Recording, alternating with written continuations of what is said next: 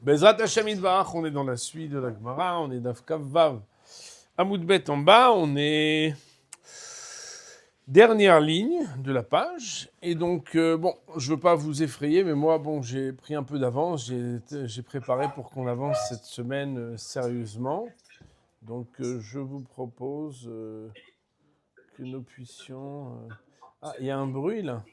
C'est bizarre, pourtant le micro, il est bloqué, non voilà.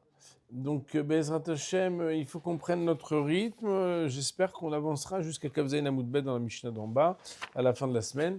Comme ça, le rythme est déjà prévu. Donc, sans mettre de pression à personne, on y va. La Gemara nous dit Tashma. Vous vous rappelez qu'on était en train de regarder est-ce que Yesh Mouktseh Lechati Shabbat ou El Mouktseh Lechati Shabbat.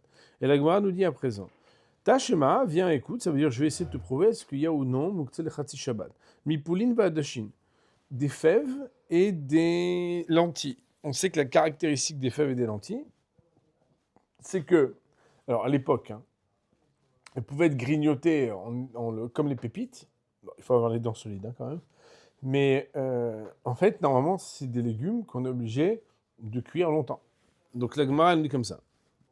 Mikara chazou lakus. Au départ, ils sont chazou, ça veut dire réouim, habilités à être grignotés. L'écossesse ou lakus, ça veut dire grignoter avec ses dents. Et là, on parle de les manger crus.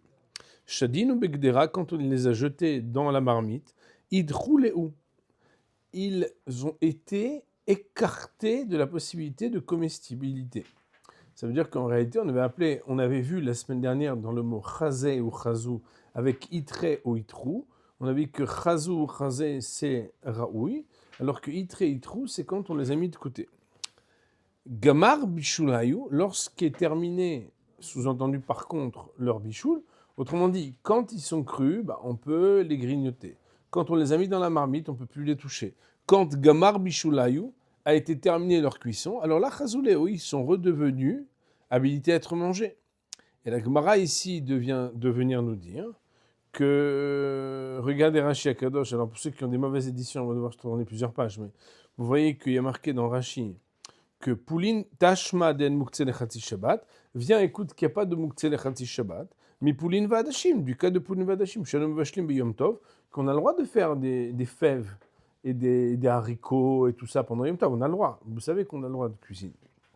Des Meikara Ben Hashmashot, au moment de Ben Hashmashot, ils étaient encore crus, et celui qui veut les manger crus, il peut. Chazou lakus, ils peuvent être grignotés. Haïn veut dire cru en hébreu moderne. Et en hébreu, tout simplement hébreu. Kol davar anechal hay karechi latokoses. Toute chose qui normalement devrait être cuite et qu'il est mangé cru, quand on le mange, ça s'appelle koses.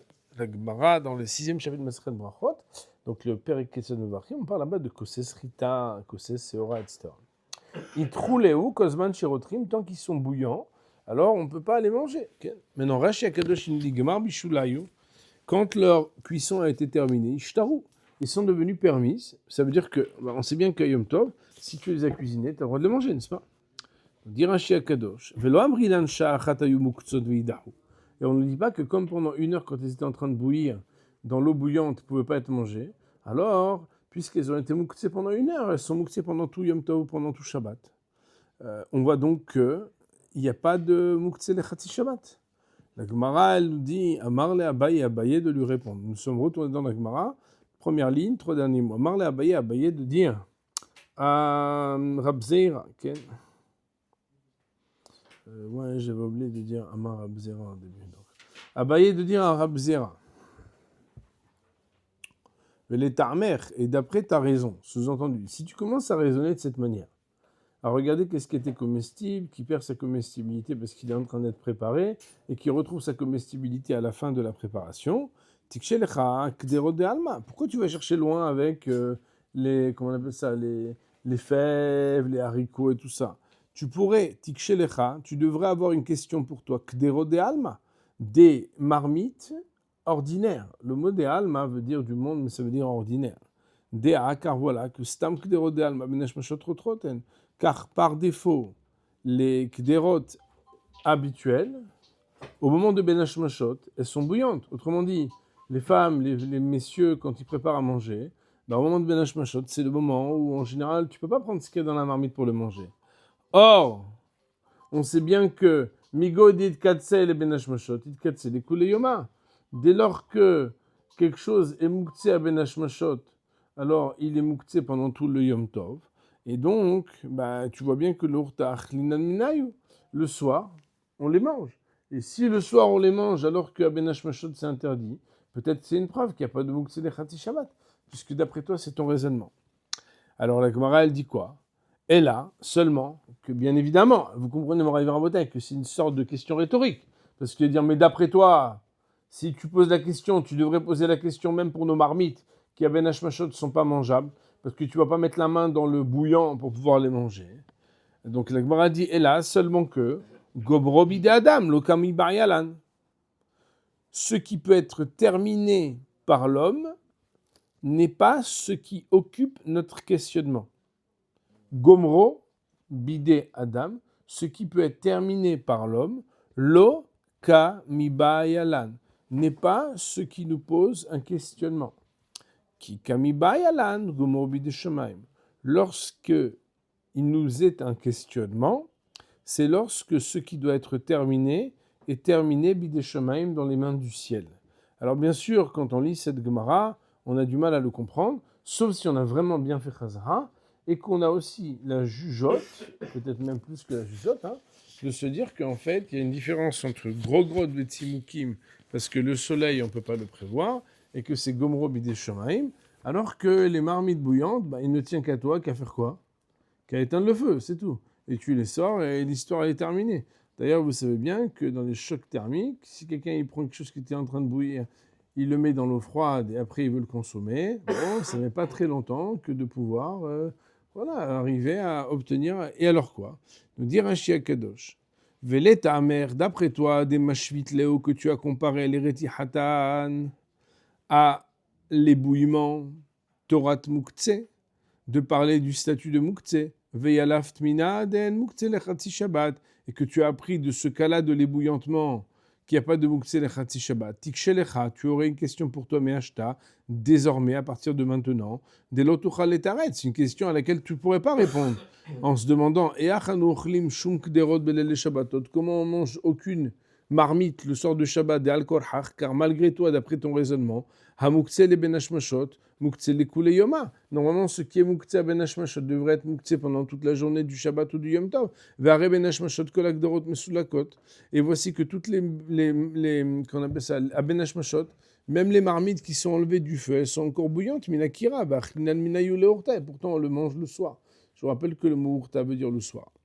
Et là, seulement que tu es obligé de dire que cette question n'est pas une question, la question des marmites. Si la question des marmites n'est pas une question, la raison pour laquelle ce n'est pas une question, la raison aussi des fèves là, et des haricots, des lentilles, ne sera pas une question. Et là, midé des gomro, midé, puisque, ou une chose, des gomro bidé adam, la chose qui peut être terminée par l'homme, lokami baryalan, tu vas dire ça ne fait pas partie de notre safek, est-ce qu'il y a muktzeh lechatzi Shabbat ou pas? Pourquoi?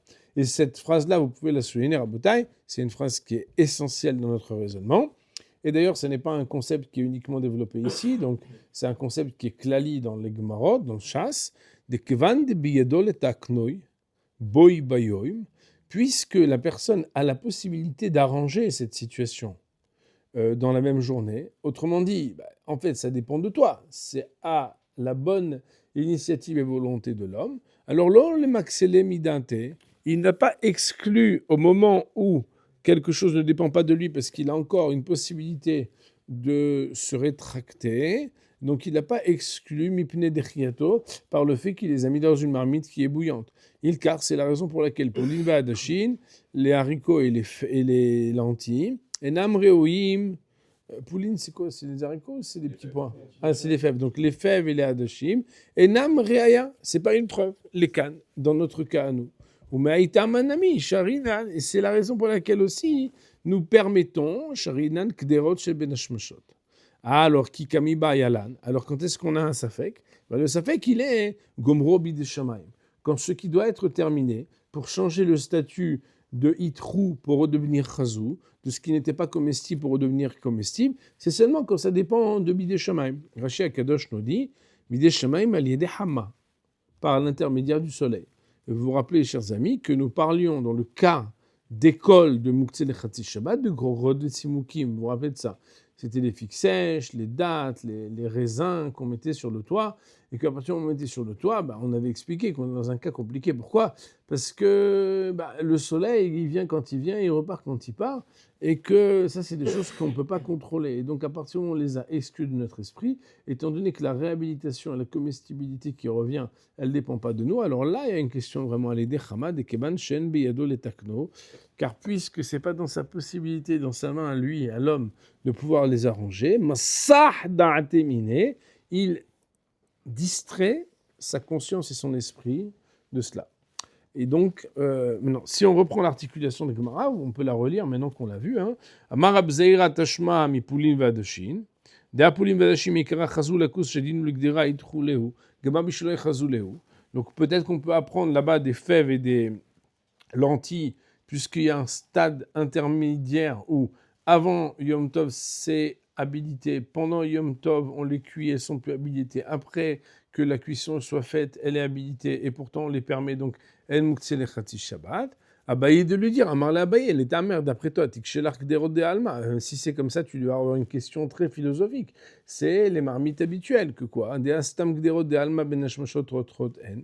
Les marmites restent bouillantes à l'entrée du Yom Tov en général et par défaut. Le Urta Achlel Mino et le soir on les mange. Et donc quoi? Donc tu vois bien que ça c'est pas un problème pour toi, n'est-ce pas? Parce que tu manges en général le vendredi soir.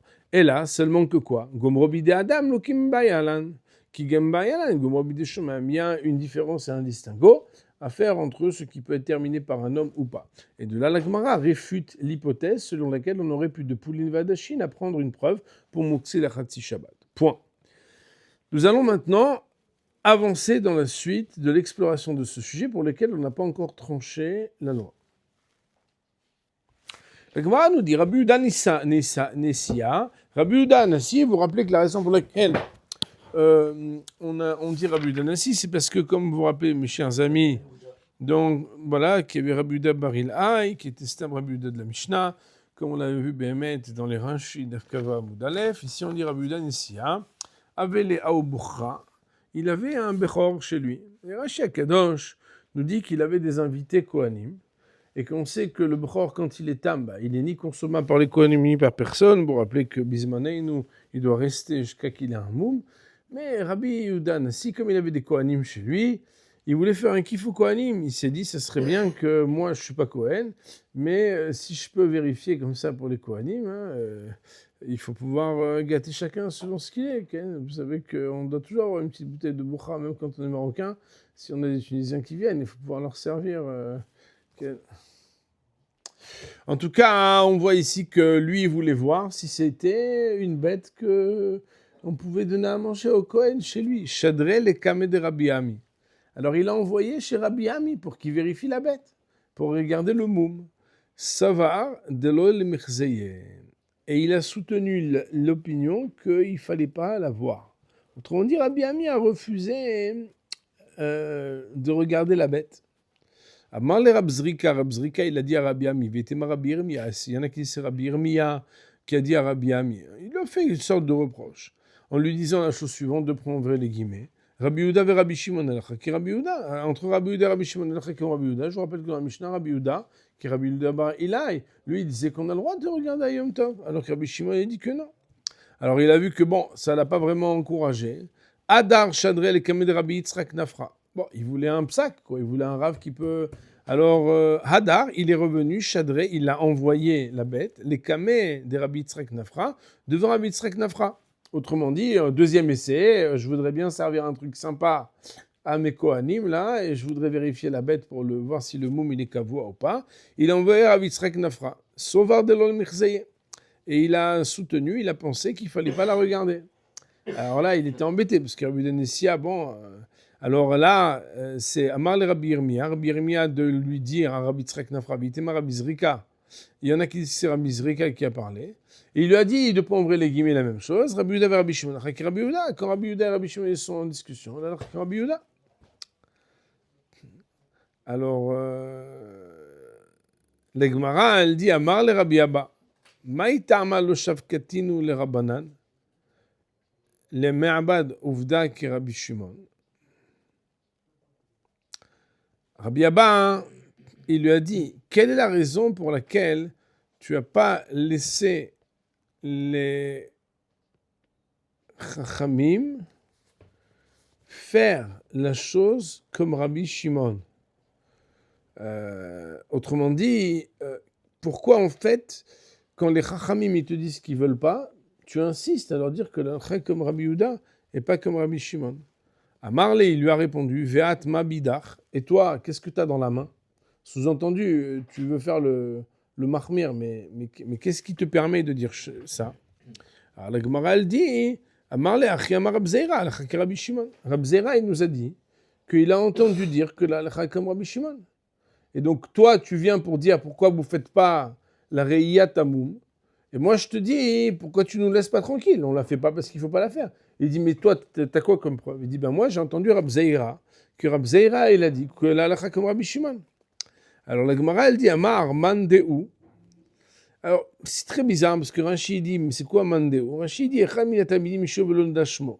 il y en a un qui a dit que. C'est très rare, quand la Gemara dit, il y en a un qui a dit que, on ne sait pas qui c'est. Rashi dit, c'est un des élèves qui l'a dit. Bon, il y a une autre lecture dans la Gemara, mais elle ne nous intéresse pas forcément maintenant. En tout cas, Amar mandeu, il y en a, ça veut dire whoever with, ça veut dire on ne sait pas qui c'est, qui est lourd. Ezke ve'esak le'atam ve'gmera l'shmaitam ipume demara. Ezke, que j'ai le mérite, ve'esak, vous vous rappelez que aske, ça veut dire monter, que j'ai le mérite et que je monte les hatam là-bas. Je vous rappelle que le mot rabbi, il définit des sages d'Eretz Israël, alors que le mot rav, il définit les sages de Babylonie. Et comme Rabbi Zera, c'est un rav d'Eretz Israël, alors ici on dit que j'ai le mérite et que je monte là-bas, sous-entendu en Eretz Israël, ve'egmera, et que j'apprenne, le mot gmara, il veut dire apprendre, ve'egmera, et que j'apprenne les shma'ata, le sujet, mipoumé demara, de la bouche de celui qui en est l'auteur. Autrement dit, je vais aller voir Rab Zeira, je vais lui poser la question. Rab Zeira, est-ce que vous avez vraiment dit que l'alcha comme Rabbi Shimon et qu'on n'a pas le droit de voir les momim pendant Yom Tov ou pas? Qui salik le'atam, lorsqu'il est sorti là-bas, ashkirel Rab Zeira, il a rencontré Rab Zeira. Et il voulait savoir, est-ce que Béhémet, on est roé les momim b'Yom Tov ou on n'est pas roé les momim b'Yom Tov? Amarle, alors il lui a dit, Amar mar alcha ke Rabbi Shimon, pour l'interrogation exclamative, est-ce que le Rav, sous-entendu toi, Rabbi Zera, le Rav a dit que la halakha est comme Rabbi Shimon. Amarle, il lui a dit non. Il a dit, moi, je n'ai pas dit que j'ai reçu que la halakha est comme Rabbi Shimon. Ana mistabra amri. Moi, j'ai dit que ce serait logique comme Rabbi Shimon. Et c'est très intéressant, puisque vous savez, Rabotai, par exemple, dans Mishnah Brura, des fois, il y a marqué Efshar de halakha, mistaber de halakha, il est possible qu'il serait logique que. Alors, c'est vrai que nous, comme on parle de manière très inexacte, très imprécise, on a du mal à être médaillek. Mais dans le langage de la Torah, et d'ailleurs, il faut savoir, quand on parle avec les rabbanim ou avec les avrechim, on va attention comment on parle, parce que comme toute la journée, ils travaillent dans les mots, et ils sont très précis dans les nuances.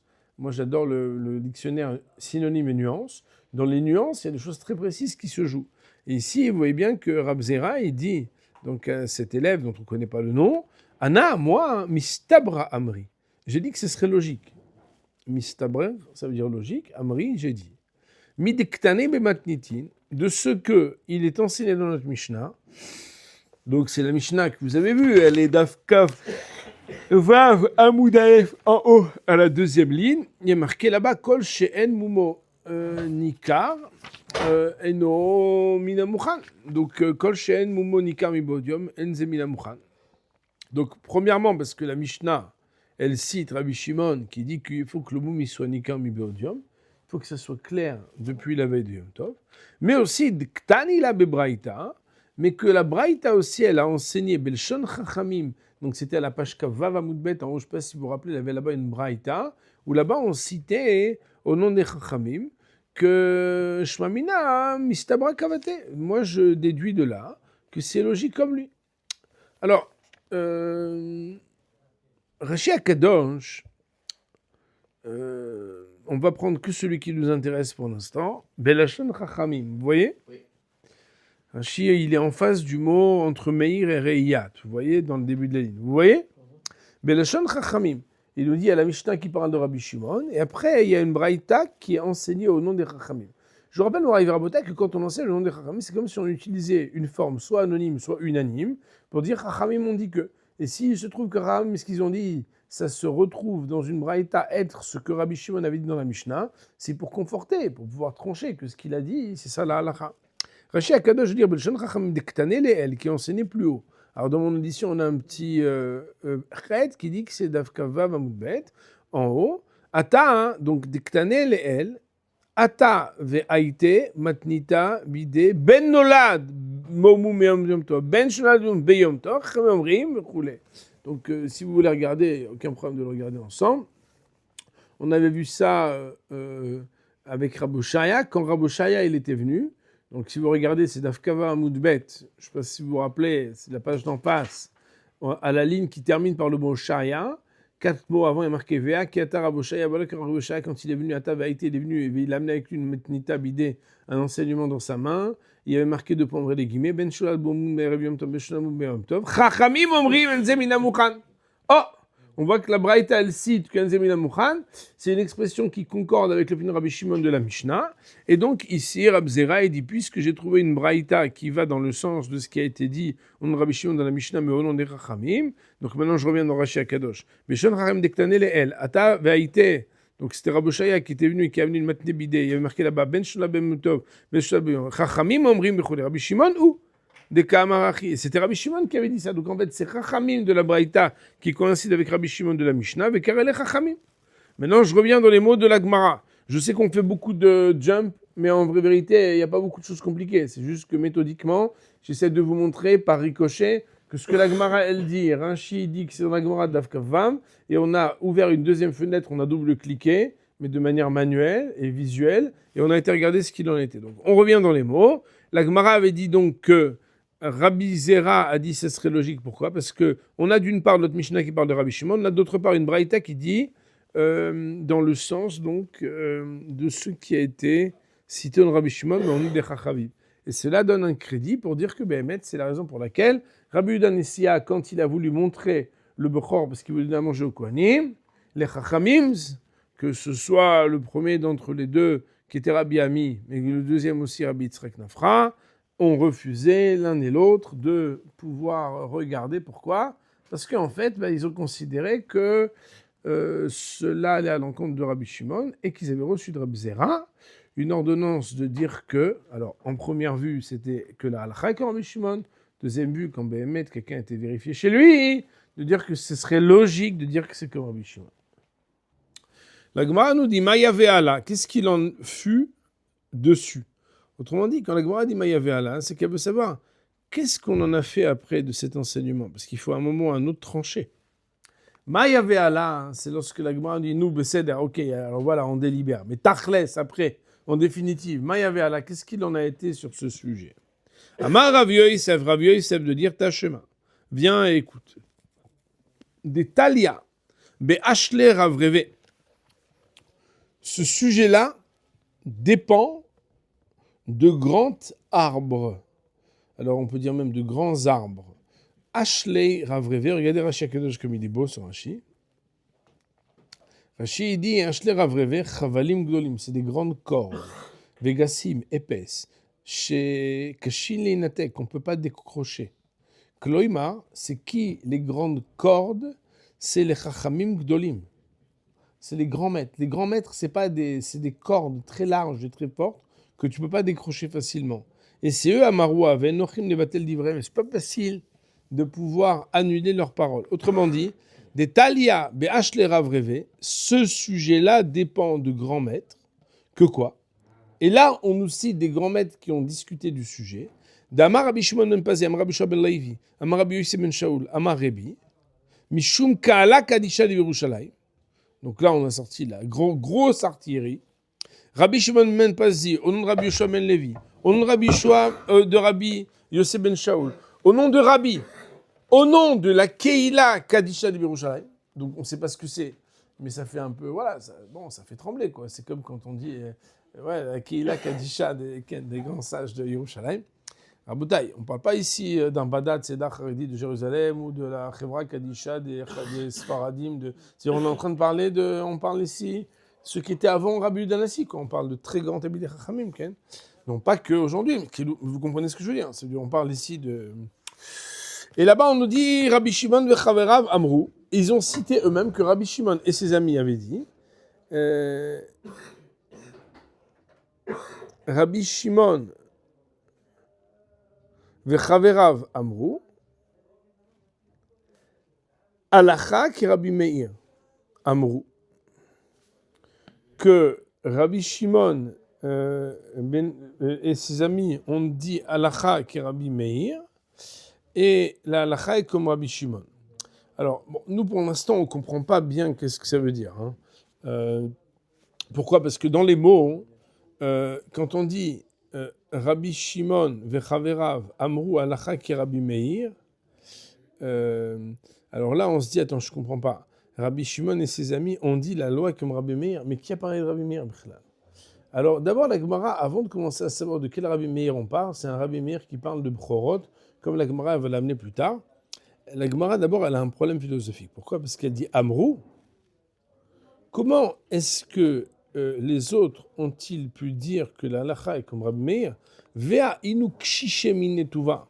Voilà que eux sont beaucoup plus âgés que lui.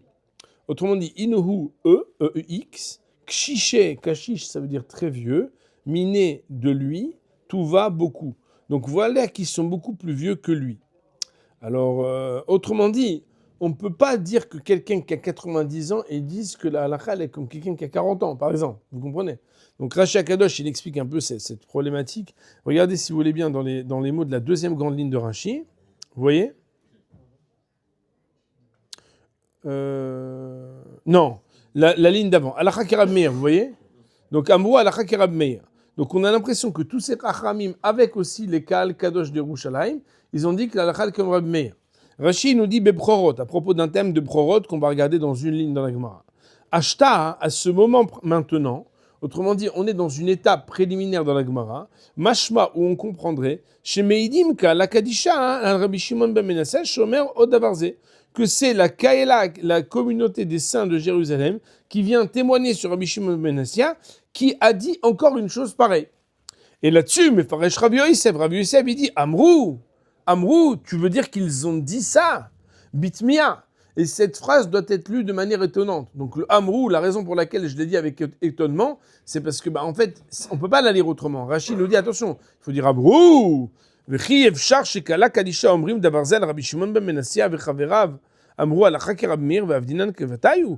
que c'est possible, que la Keila Kadisha dise cette chose-là sur Rabbi Shimon ben Menasseh et ses amis, qu'ils ont dit que la Chak Rabbi Meir et qu'on va faire comme eux? Véa, voilà que, in-ou, alors Rachid il ajoute un mot, il ajoute dans la Gemara, il n'y a pas marqué Kdime, il y a marqué Kshishe. Rachid il ajoute un mot, il dit Véa, in-ou, Kdimei, Vekshishei, Minetuva. Ils sont bien avant et bien plus âgés que ceux dont ils font le témoignage. Qui est la Kadisha de Amra Rebi, L'Ashmata Mishmayu, Kshishem Rabbi Shimon ben Menasseh Tuva. La Keila Kadisha que Rabbi il a cité pour citer cet enseignement en leur nom, Kshishe, ils sont plus âgés, mais Rabbi Shimon ben Menasseh Tuva. Des Rabbi Shimon ben Menasseh abimé Rebi ou Banavaya.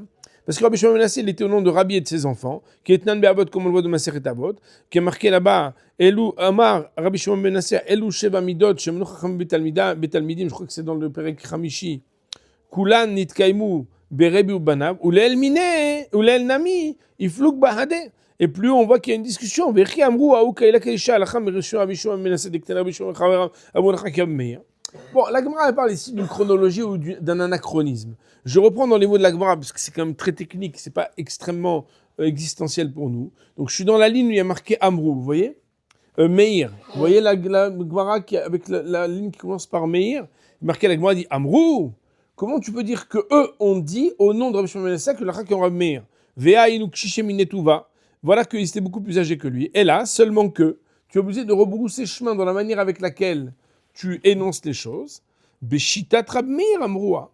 C'est selon l'opinion de Rabbi Meir qu'ils ont dit leur enseignement. Autrement dit, ça concorde avec Rabbi Meir.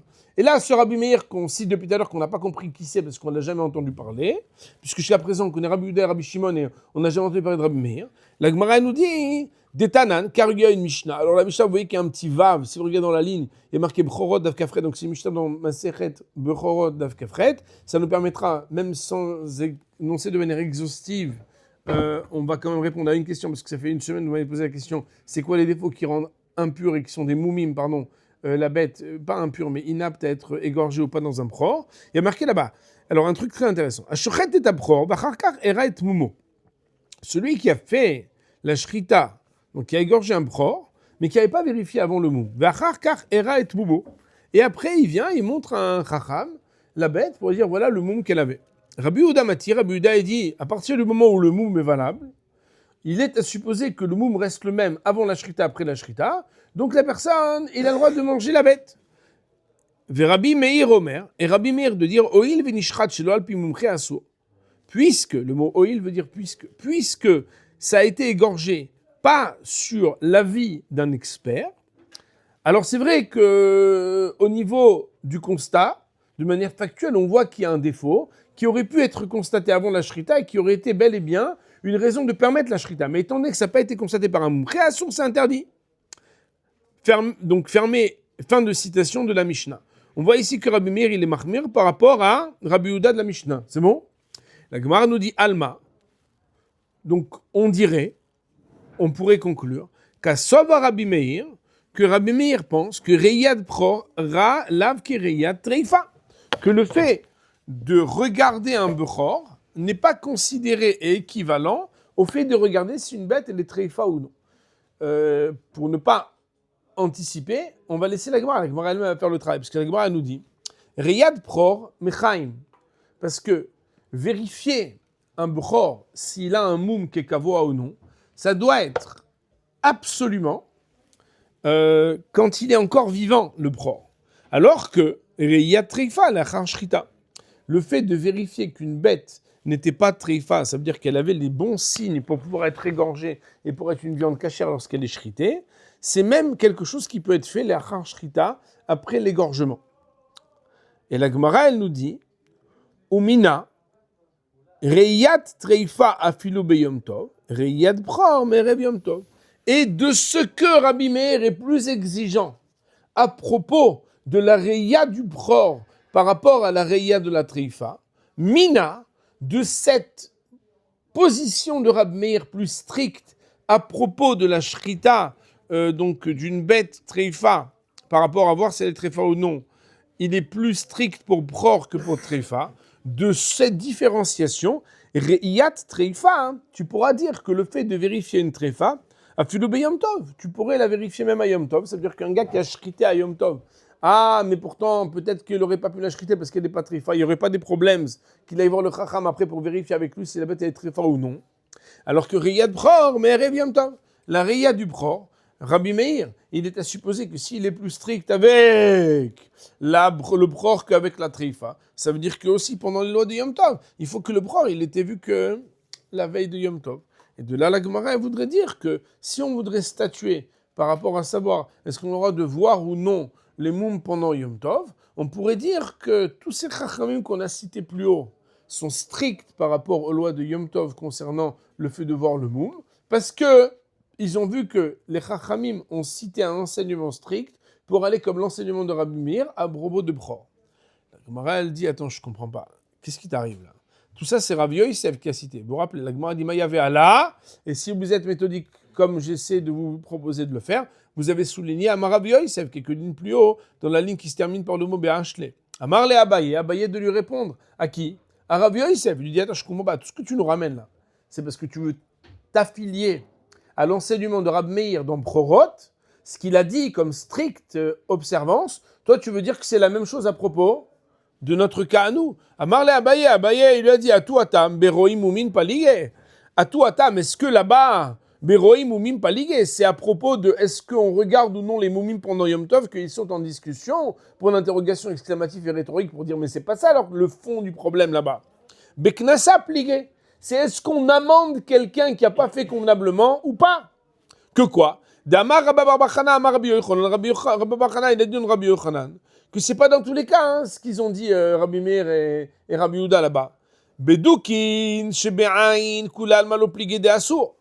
Quand il s'agit des défauts qui viennent des yeux de l'animal, alors tout le monde est d'accord. Et Rabbi Yehuda et Rabbi Meir, même Rabbi Yehuda qui normalement est plus cool dans Bchorot, il est plus strict ici que c'est interdit. Mishum mishtanin. Parce qu'en réalité, il y a une différence entre un moum avant la mort et un moum après la mort quand c'est le défaut des yeux.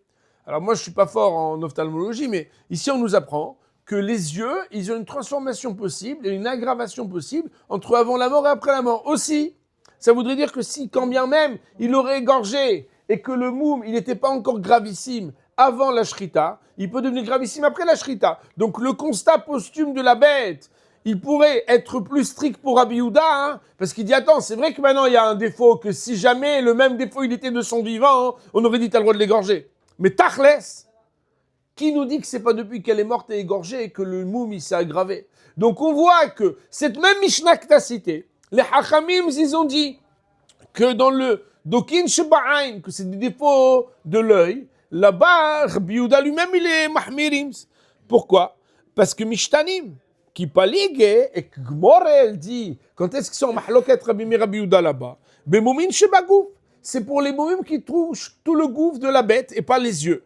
Et là-bas on dit, Rabbi Meir Soba Gazrina Moumim Shebagouf Atum Moumim Sheba'ain, que Rabbi Meir il dit, on va mettre une barrière et on va punir les moumim du gouffre. Parce que si tu les permets, le gars va se permettre aussi de faire la même chose à cause de Aïn, pour les moumim du Aïn.